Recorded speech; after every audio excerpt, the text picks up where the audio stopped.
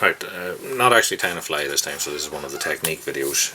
Now I've been asked to maybe explain a little bit more about how I dub, dubbings basically, body materials onto the thread. I know that in America a lot of people use dubbing loops, and it's sort of unusual for them to dub directly onto the thread. When I first started tying flies, I remember being taught, you take like your bit of seal's fur like this here, and I was taught to spit in your hand and then roll and roll and roll it, and then you got this sort of like cigar shaped thing, and then you tied that in. So since that, I don't do that. But perhaps in most of my videos, like I said, when we're doing things at speed, you may not be able to see it. So the idea is here, hopefully, to show you now. That's what, as I'm also have come out a little bit, so you'll not be able to see tied up detail of what's on the hook itself, but you might be able to see what my hands are doing. So we'll take any hook and put on thread now. Otherwise you'd have tails, etc. But as I said, we're only doing dubbing. So different dubbins will tighten in different ways. So what we'll do is take a bit of wax. Now I don't always use wax because, as I said, generally I'm tying sort of at speed and it don't always use it, but wax will help you with dubbing. So if you wax your thread, that will help your material stick to it in the first place. So this is basically seal's fur. So if you take your bunch of seal's fur, what I'd do is I'd sort of separate it out and sort of thinned it out a little bit, so it's in a little sort of a, well, it's stretched out a little bit I suppose, so it's maybe 2 inches long or something at this stage. So I'd set that on my thread, so, and then I would sort of move it along the thread a little bit till it's evenly spread out. Now this is the bit that most people are asking about, where they don't see what I'm actually doing. So the idea is that you want to keep spinning that in one direction all the time. So I do that with both hands. So if I take my finger and thumb of this hand, what I'm going to do is roll it against. Now my thread will be spinning and the materials will start to spin around it, but obviously then you run out of room between finger and thumb. So then I transfer to this finger and thumb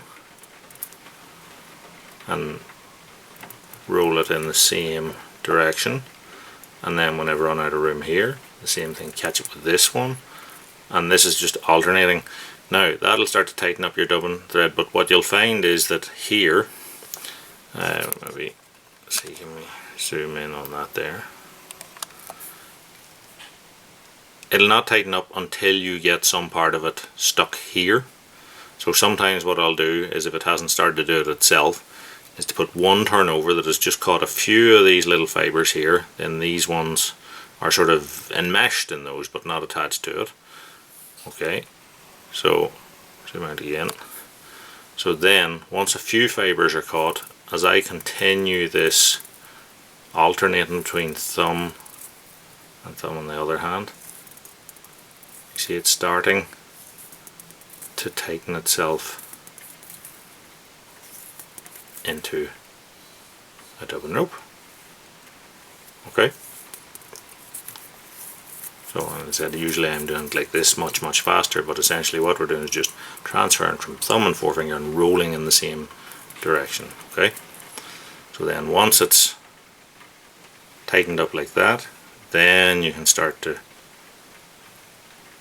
wrap it on as a body. So touching turns should give you an even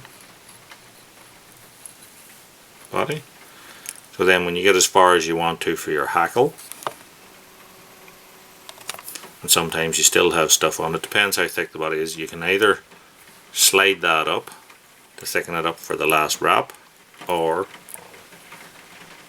rip it down, so it then ends up down here on my tying thread, and you can then pick that to unravel it and pick it off the thread. So that's essentially how to dub a seals fur body. Other things will dub tighter.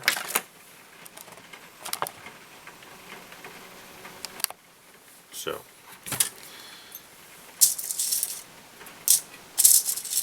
take a different hook. Same one again.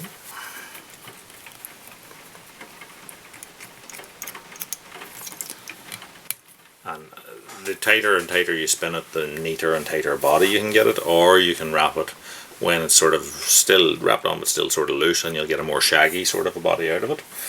I also tie quite a few flies with this sort of stuff, which is like an Angelina fibre. So it's synthetic sort of dubbing, and you can actually dub that quite tightly. This is longer fibred stuff than what we were dealing with before, so it's actually easier to get to wrap on. So again, sort of stretch out your bunch. Here I've got no wax on the thread, but if I sort of pull it down the thread, and then again I'm holding the bobbin in here, finger and thumb, catching that and starting to twist it, then catching it, starting it with this bit of this forefinger of this is my left hand, and then put my thumb against that and twist it and twist it and twist it, alternate between finger and thumb of each hand, and as you can see, this is tightening itself into a real neat and tight synthetic dub. And then as I hold on to the end of this, it'll keep it tight. In fact, because of the way you're wrapping, sometimes it will actually unravel itself and untighten a little bit, loosen up. So sometimes you would tighten up again after a couple of wraps, wrap a couple again, tighten a little bit again, and on you go. Or just let it run loose and wrap it on. So again, once you get to the front there, as I said, if you want to create a taper, sometimes you go to the front, a couple of wraps backwards, and then start going forward again, and it will sort of bed into itself and create a taper.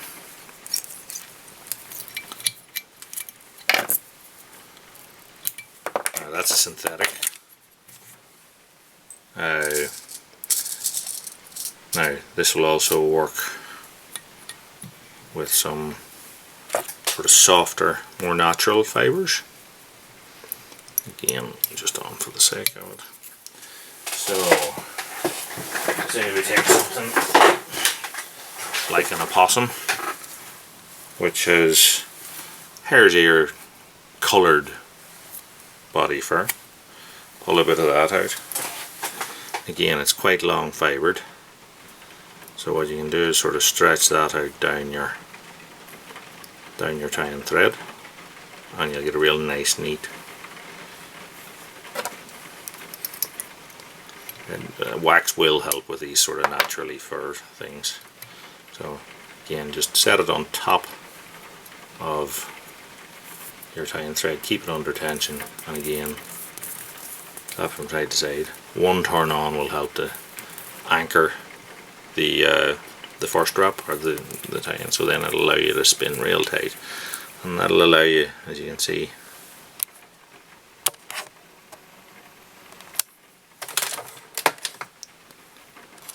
maybe not, you can't see, it'll allow this dubbing rope to really tighten in so that you can spin a real tight body.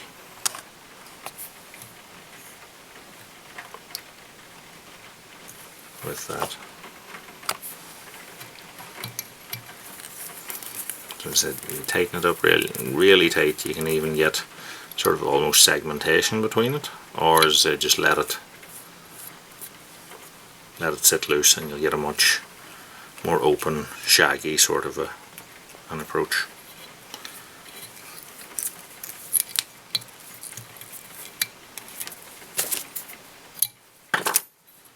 Now at times you might want to do a much more sparse dubbing in that. So say we were tying some sort of a spider or something like that there. Again, it's just as big hook, it's just to show you. So things like Pearsall silk and that you could use for this. So really in these cases, a good bit of wax on your thread. So then here I'm talking about things like pine squirrel or like hare's ear. These things have more yard hair, spiky hairs in them than underfur. The underfurs tend to be soft and longer fibred and tend to mesh into each other better, whereas things like this, if you rip some off, tend to have this sort of spikiness. Now if you try and wrap that on, it doesn't tend to adhere to each other, so that's where your wax comes in handy. And you can put this on as thick or as light as you want. So if you want to just have sort of like a spiky body with a bit of your thread thrown through, basically just tap it to it, so it's really sort of sparsely along the tying thread, and then you can spin it for the sake of it. It'll wrap bits and pieces on, not huge bits, and then as you wrap that you get a sort of sparse and spiky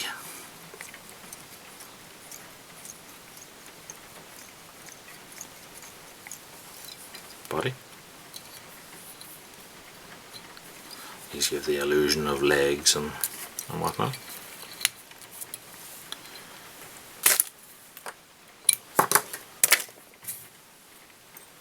So I suppose the other thing to show you is something like merino wool. Merino wool falls into the same sort of category as something like the opossum. It's quite long fibred. Piles of different colours of this, but it's very handy for dubbing bodies on little nymphs or on things like clinkhammers and that. So this stuff again tends to be long fibred. So the longer the fibre of your dubbing, the thinner it allows you to produce your end rope. So again, hold it under tension, wax, and then set up my dubbing on top. Sometimes, as I said, I'll use my finger of the other hand just to push it against it to get a little bit of tension to start to allow me to draw it out down my tying thread. Now this is actually drawn out to what, maybe 15 centimeters or so. So then as I start to spin that, I just want it to get to start to twist at the front of it. One wrap over to catch any sort of a fibre of it, and then as you can see again alternating finger and thumb, roll and roll, roll, and the tighter and tighter and tighter I make that, it's almost getting like a cord. If there's bits sticking out that you don't like, just rip them off. And then, as I said, the more tension I hold this under and tighten it as I'm wrapping it, I can get it to form a really tight